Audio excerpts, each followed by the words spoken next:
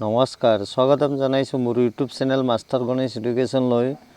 এতিয়া অসমত ADR 2 third grade আৰু ফ'ৰ্থ গ্ৰেডৰ এনে এক্সামৰ কাৰণে মই মোষ্ট ইম্পৰ্টেণ্ট ছায়েন্সৰ কুৱেশ্যন লৈ আহিছোঁ। তোমালোকে ভিডিঅ'টো শেষলৈকে চাবা। 12,600 পোষ্ট আছে, তাৰ কাৰণে এনেকুৱা টাইপ কুৱেশ্যন হ'ব পাৰে। তোমালোকে ভিডিঅ'টো শেষলৈকে চাবা। তেতিয়া আহিছোঁ আজিৰ ভিডিঅ'টোলৈ। ডেছৰ বাবে দৈ গাখীৰ খোৱাত টেঙা হয়, কি হ'ব? এইটো হ'ব তোমালোকৰ এচিটিক এচিডৰ কাৰণে দৈ গাখীৰৰ পৰা খোৱাত কি হয়? টেঙা হয়। আৰু গুড়ি কৰিবলৈ কোনবিধ দাঁত ব্যৱহাৰ কৰা হয়? কি হয়? পেশক দাঁত। মাছৰ বিষয়ে অধ্যয়ন কৰা জীৱবিজ্ঞানৰ বিভাগটো হৈছে এইটো হ'ব মৎস্যবিদ্যা। অণুজীৱবিদ্যা কিহৰ বিষয়ে অধ্যয়ন কৰে? কি এইটো? সূক্ষ্ম অণুজীৱৰ কাৰণে। মৌমাখি প্ৰতিপালনক কি বুলি কোৱা হয়? মৌপালন বুলি কোৱা হয়। পাটপলৰ প্ৰজননক কি বুলি কয়? ভাৰ্মিকালচাৰ বুলি কোৱা হয়। 7 নম্বৰ, জলাতংক ৰোগৰ প্ৰতিষেধক তৈয়াৰ কৰা প্ৰথমজন ব্যক্তি কোন আছিল? লুই পেষ্টৰ আছিল। তাৰপিছত 8 নম্বৰ, ক্ৰমজমবোৰ বংশগতিৰ একক বা জিনৰ বাহক বুলি কোনে এইটো ভৱিষ্যতবাণী কৰিছিল? লুইছ টি স্কোৱান, WS কাৰ্টন, বি চাইনি। এনচাৰটো হ'ব WS কাৰ্টন। 9 নম্বৰ, মৌমাখিয়ে ডেছৰ সহায়ত যোগাযোগ কৰে। কিহৰ সহায়ত? নীতি আৰু ফেৰমেন, গান, কথোপকথন, চিঞৰ। নীতি আৰু ফেৰমেনৰ কাৰণে। 10 নম্বৰ আহিছোঁ, ৰক্ত পৰিবহণৰ বৃত্তি কি? জেনাৰ। 11 নম্বৰ, ঘেঁহুৰ বাষ্ট বেমাৰটো সৃষ্টি কৰে কিয়ে? ভেঁকুৰৰ দ্বাৰা সৃষ্টি কৰে। 12 নম্বৰ, আধুনিক বংশগতিবিদ্যাৰ পিতৃ কোন? হাৰ্ভে।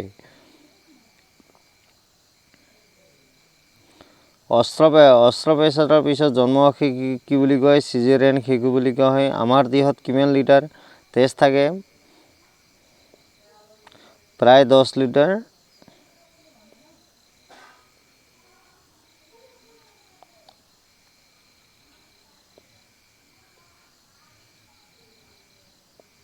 এইটো হ'ব প্ৰায় 5 লিটাৰ।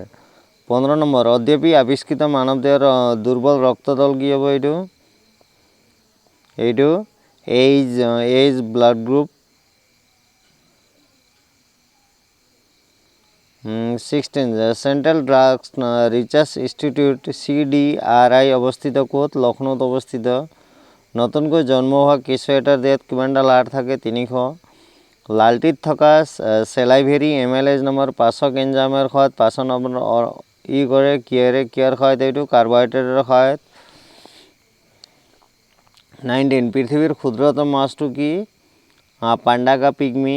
20 নম্বৰ, তিমি মাছ স্তন্যপায়ী প্ৰাণীৰ অন্তৰ্ভুক্ত কাৰণ ইহঁতে পোৱালি জন্ম দিয়ে। 21, পৃথিৱীৰ আটাইতকৈ ডাঙৰ সাপবিধ কি? এইটো এনাকণ্ডা। আজিকো প্ৰতি প্ৰাপ্ত তথ্যৰ মতে বিশ্বৰ আটাইতকৈ বিষাক্ত প্ৰাণী কোনটো? বিষ আৰু ভেকুলী। 23, ৰোগ বিয়পাৰ বাবে জগত বিখ্যাত আটাইতকৈ বিপদজনক প্ৰাণীটো কি হ'ব? মহ হ'ব। 24, কোনবিধ প্ৰাণীৰ সৰ্বাধিক সংখ্যক কামিয়াৰ থাকে? সাপৰ। 25, কোনবিধ প্ৰাণীৰ আয়ুস আটাইতকৈ কম? মে ফ্লাই। 26, তলৰ কোনবিধ ৰোগ ভাইৰাছৰ পৰা হয়? কিহৰ পৰা? পলিঅ'ৰ পৰা। কোনবিধ চৰাই দুবছৰ? এইটো 28, আটাইতকৈ ওখ চৰাইবিধ কি? উট পক্ষী। 29, কোনবিধ চৰাইয়ে পিছফালে উৰিব পাৰে? Humming bird. 30, ৰ এটা গুৰুত্বপূৰ্ণ উৎস হৈছে ইষ্ট ৰিবোফ্লেভিন। 31, মানুহৰ শৰীৰত সহজতে হোৱা ভেঁকুৰজনিত ৰোগবিধি কি? এইটো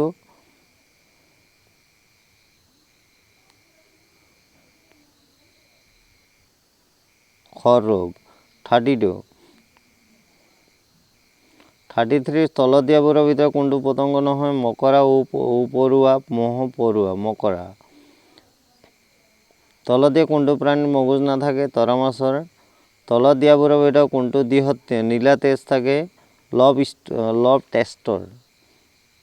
36, ভাইৰাছ আৱিষ্কাৰ কৰিছিল এইটো ইভিনোস্কে। বিশ্বৰ দ্ৰুততম ধাৱক প্ৰাণীটো কি হ'ব? এইটো চিতাবাঘ। বিশ্বৰ প্ৰথমটো ক্লোন কি? ডলি নামৰ ভেড়াটো। 39, কোন প্ৰাণীয়ে গোটেই জীৱনত কেতিয়াও পানী নাখায়? Kangaroo rate. তলৰ কোনটো 4টা পোমলৰে জীৱাশ্ম 99% গঠিত CHON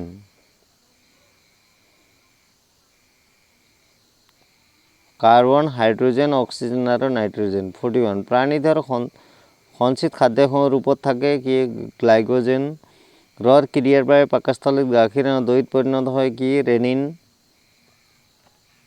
1 গ্ৰামৰ পৰা অধিক শক্তি উৎপন্ন হয় স্নেহ পদাৰ্থ কোনবিধ প্ৰাণীৰ চকু আটাইতকৈ ডাঙৰ এটা নালাগে 45 ৰোমন্থক প্ৰাণীৰ পাকস্থলীটো কেইটা থাকে দুটা কোঠালীযুক্ত সেল শব্দটো পোনপ্ৰথমে কোনে প্ৰৱৰ্তন কৰিছিল ৰবাৰ্ট হুকে আটাইতকৈ ডাঙৰ মানুহৰ শ্বাস প্ৰশ্বাসৰ স্বাভাৱিক আহাৰ কিমান প্ৰতি মিনিটত 20 বাৰ 20 বাৰ মানৱ দেহৰ আটাইতকৈ কঠিন পদাৰ্থ কি দাঁতৰ এনামেল তাৰপিছত এইটো কি কল্পবৃক্ষ এইটো নিম গছ আঁত গছ নাৰিকল তাল গছ কি হবে এইটো নাৰিকল গছ এইটো তোমালোকৰ জিকেৰ কাৰণে একেটা কুৱেশ্যন হ'ব জিকে প্লাছ অল আছামৰ যিমান এই জিকেৰ জেনেৰেল নলেজৰ তোমালোকে অল ক্লাছৰ কাৰণে হ'ব নট অনলি থাৰ্ড গ্ৰেড আৰু ফ'ৰ্থ গ্ৰেড সব ক্লাছৰ কাৰণে জিকে জেনেৰেল নলেজৰ কুৱেশ্যন এনেকুৱা টাইপ হ'ব আৰু তাৰপিছত তোমালোকৰ থাৰ্ড গ্ৰেড ফ'ৰ্থ গ্ৰেডৰ কাৰণে এনেকুৱা টাইপ কুৱেশ্যন আহিব পাৰে মই তেনেকৈ তোমালোকক অল ছাবজেক্টৰ এনেকুৱা কুৱেশ্যনখিনি তোমালোকক শ্বেয়াৰ কৰি থাকিম